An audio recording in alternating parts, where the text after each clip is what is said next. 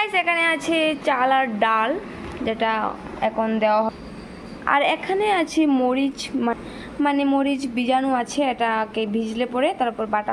Guys এখানে মিষ্টি কুমড়ো আলু মানে কাটা আছে, তো এটাকে ধোয়া হবে তারপর বানানো হবে।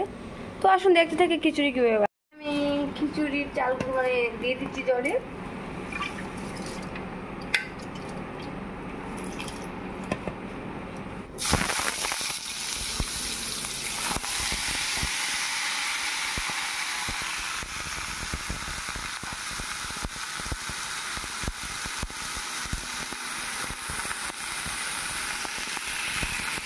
তো গাইস এখানে ভাজা হচ্ছে আলু আর কুমড়োর।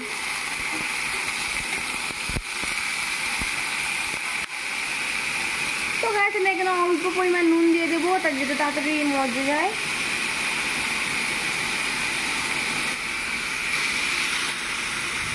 তো গাইস আমাদের রান্না হয়ে গেছে, এই দেখুন এখানে শুটকি চাটনি আর এখানে খিচুড়ি ভাজা।